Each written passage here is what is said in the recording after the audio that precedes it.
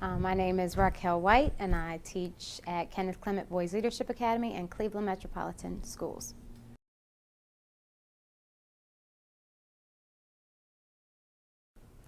I think children who have had paths in the year before, they come back and they're familiar with it and they believe it. And I think that's the biggest celebration, being able to make the connections from year to year.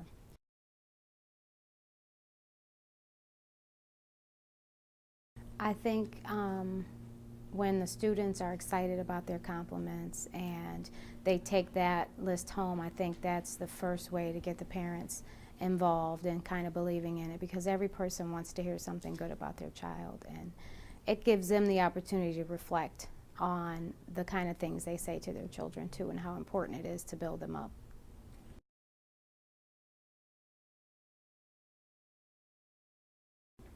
I would first tell them that social and emotional learning is as important as every other academic content.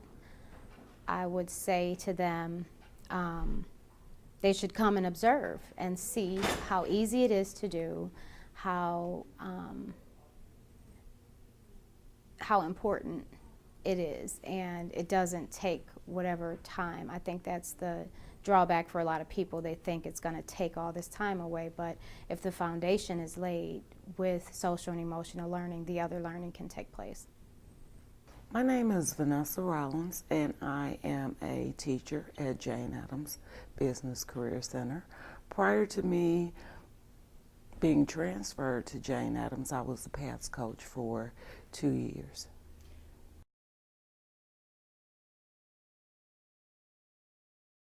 I think something that's very interesting is you taught PATS in the lower grades and now you're in high school, and you said you're using some of those same concepts with your students.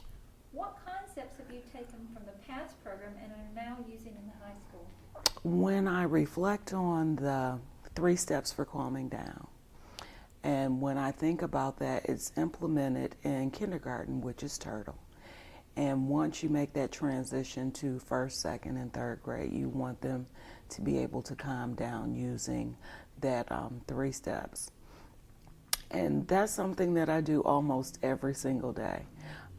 Even though I'm not expressing to students that I'm calming down because of something I may have said to them, or either something that they may have said to me, that's something that I use every single day.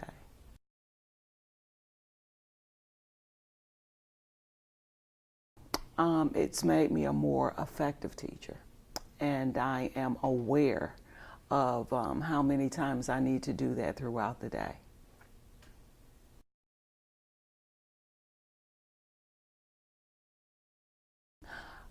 Some of the concepts behind the lessons, and that's because it was scripted, and then actually modeling the lessons and enjoying teaching the lessons.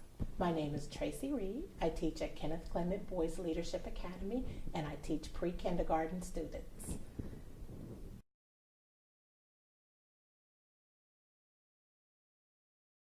There were 3 things I really enjoyed about the PATS training. The very first piece was the social piece that brought it in.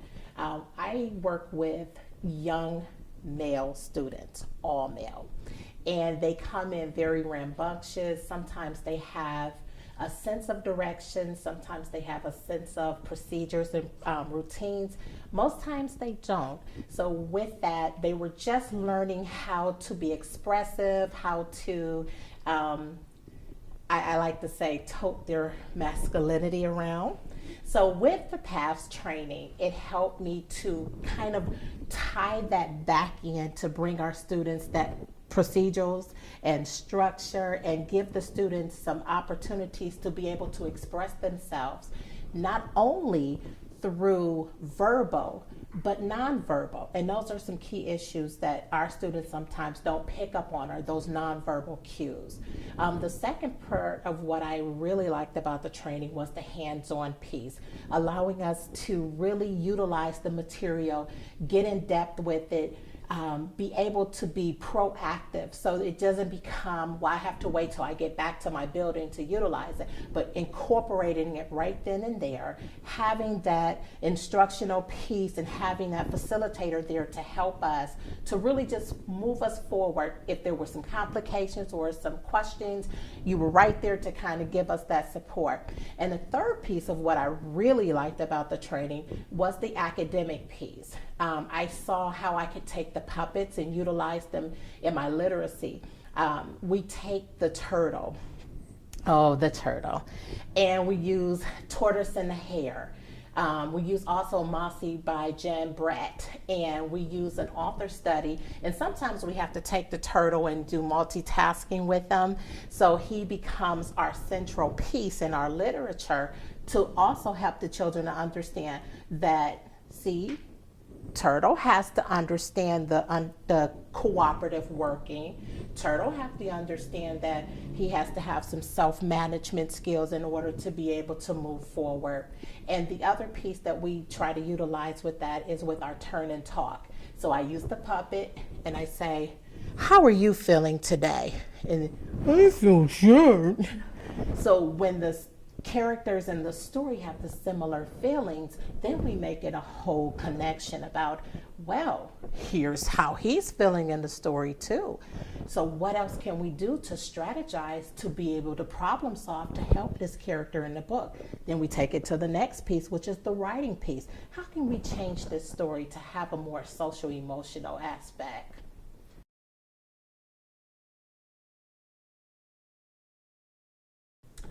I have wonderful parents, and every day I get to communicate with my parents. So the activities that we send home, the parents get to come back and say, you know, I didn't really understand how to do this. Great, let's sit down and talk about that. Let's do it in class so that you get that connection piece. I have a couple parents who say, I don't understand what's the premise to this. Why do we do this? It's not beneficial. And I did have one parent this year to say, well, I'm in an environment that my kids can't turtle. If they turtle, they're going to get, hurt. And I said, well, let's think about some ways that we can use these activities. And we took that next piece by having parents meet at the library, and we started discussing, here's some of the incidents that we see are happening in this community.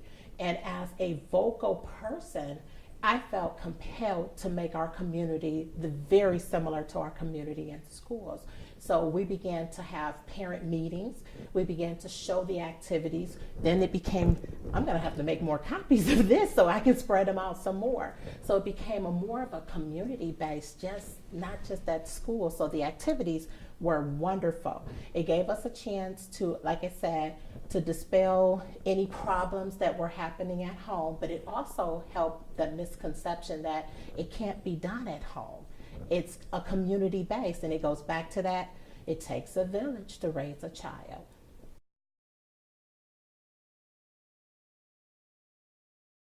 It is a proactive approach to problem solving, not a reactive way.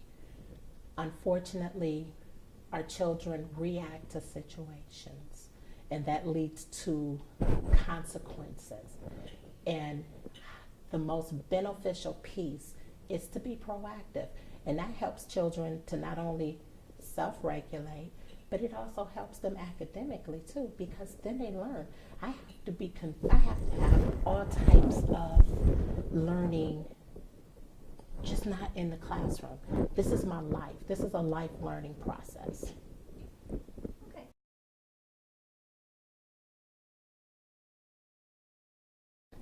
It helps the children to know that I am responsible for myself and the people around me. So that not only starts to resonate as our 4-year-olds, but it helps them to grow into adults to understand, I am my brother's keeper. I do have a responsibility not only to my household, but to my community as a large. My name is Michelle Hines Wilson. I am a 5th grade teacher at Lewis Agassiz School in Cleveland.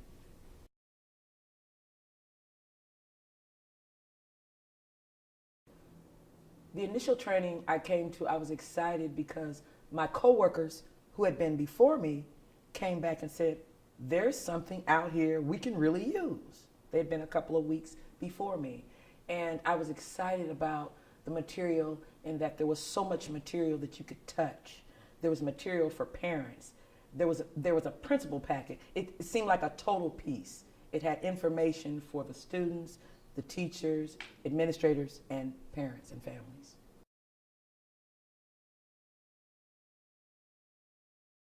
Immediately, the change started because children wanted to do better. They wanted compliments.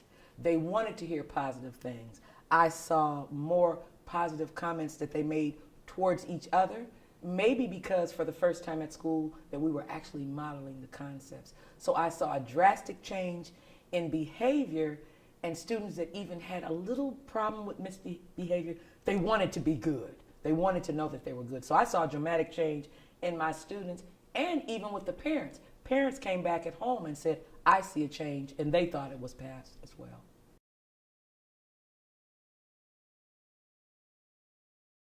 I saw in myself, I developed more patience. I don't have the most patience in the world. And it helped me in my own personal life, even to the point where my daughter told me one day, look, Mom, we're not doing PAFs. And I thought, well, we are doing PAFs even at home. So even with my family, my own daughter, it changed my life in that I learned to calm down the correct way. I learned how other people feel, not just my feelings. So it helped me grow as an educator, a person, just a mother in general.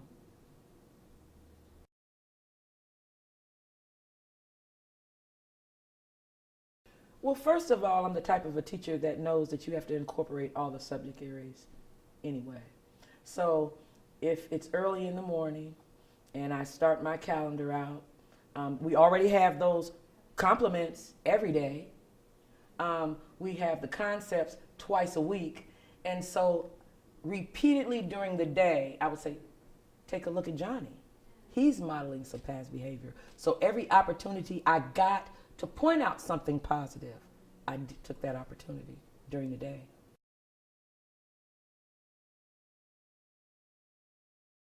I always was a positive type person, but just having the feeling cards there to say, Johnny, how do you feel today? It was the first time in my career that they could turn and say, well, this is how I feel, without even being verbal. So children became more in touch with their feelings, and then we could talk about those feelings.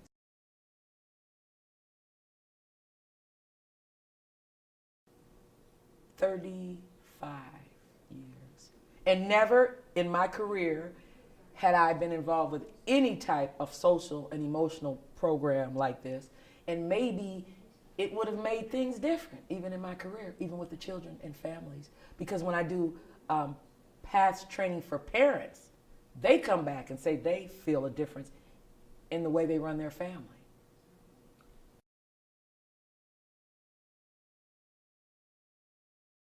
Well, basically, you have some schools that can get 5 parents out. You have some schools that can get 20 parents out.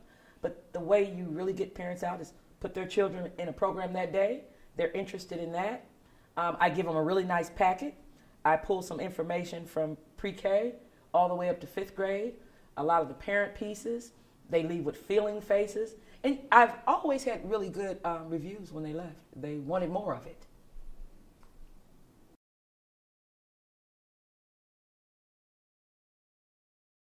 I would tell that teacher, probably try it, you'll like it. What they told me before I went to the training, I'd say, I've used this material. I try to, as I say, I'm an unpaid spokesperson. I believe in PASS because I've seen it change the lives of children. I've seen it change the classroom climate. I've seen the bully, not the bully anymore. I've seen children not afraid to say, you know, I need some help with something. So I would tell them that it has really changed my classroom. I give them all the tips I had and say, you know, you might want to try this and see how it works for you.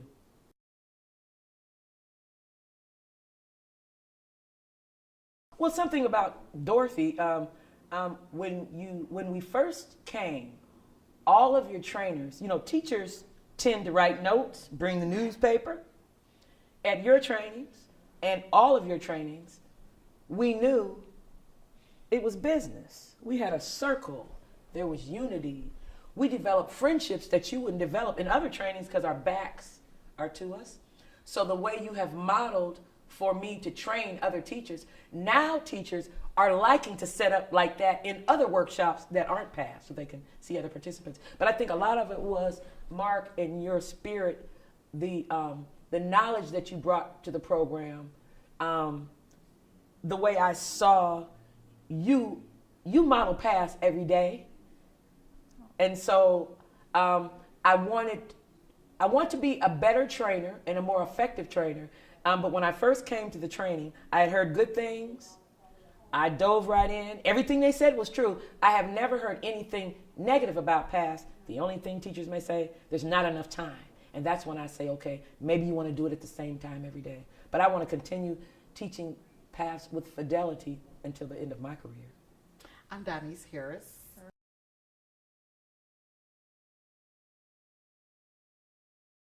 The first PATH training, I enjoyed it because the participants were kind of apprehensive when they first came in because they didn't know what to expect.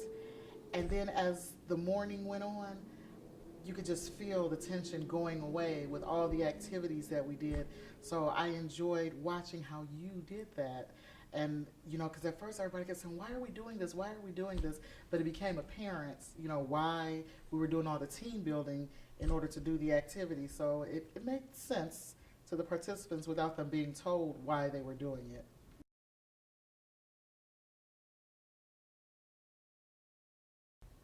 I think it's effective when we do the lessons as if the participants are the students.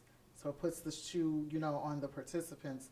Like it'll give them the feeling that their students will have, and I think they appreciate that. Gives them a different perspective, and it prepares them, you know, in a different way than ordinarily. It's just, you know, like we would tell them, well, this, you would do this and say this to your kids. We actually do and say, and they respond as the students would, and I think that's really effective in training them on how to use the program.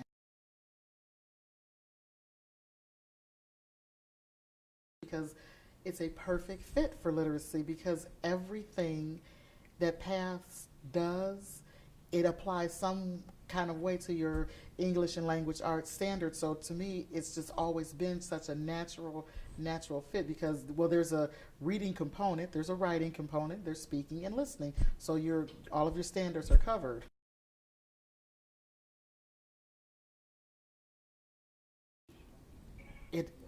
I don't think that you'd have to do anything to make it align. It's already aligned as it's written to those Common Core standards, because like I said, you have all those components. You have the reading, writing, speaking, and listening, and then you also have where you tie in like your reading and your social studies. Those things are already done just as the way PATH is written.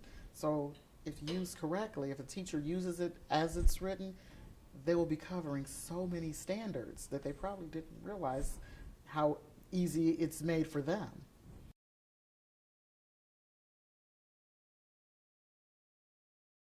The best thing I can tell them is that PATH works, and I know it works because because I'm really a middle school person, but now that Cleveland has had PATH for a couple of years, it's funny that I can go into older kids and I'll just jokingly say, oh, does somebody in here need to do turtle? And they all know what it means. So that way I know that the learning has been integrated, you know, it's a part of them now, because they may not physically do turtle, but in their mind they know exactly what I'm talking about and they will respond.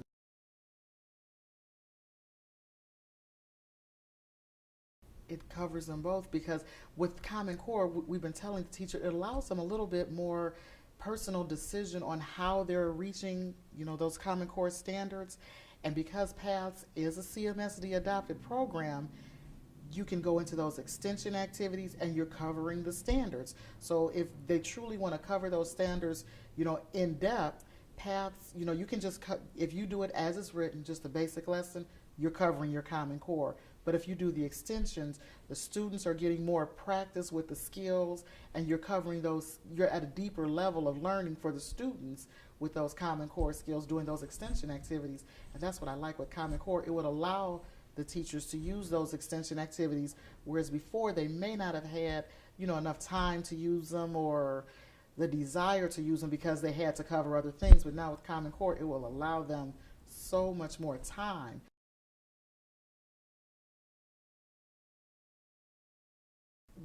Just by chance this year, I was working with a community organization was working with one of the schools I was assigned to, and they started like following me around because I do parent meetings at two of the schools, and they were just talking about, well, when the kids come to their after school program, they would see, like they said, I would see the stuff in the kids' book bag, and I wasn't sure what it was, and the children are able to explain paths.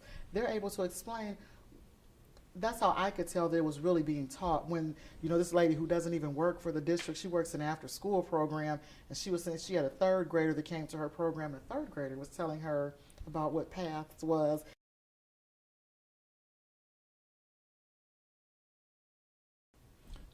I just have to say, because last year I was at the high school quite a bit, and I would tell my high school kids do turtle too. And some of the high school kids, they have siblings, so in the family, it's not a foreign concept. And again, like the older kids, they wouldn't physically do it, but I always thought it was interesting. You can kind of see a shift in their mind, especially when you have the students who are like really, really upset, and just to get them just for a minute to calm down so they don't get even more upset, I would say to them, you need a turtle moment or something like that. And it's almost like you can see a shift in their body language.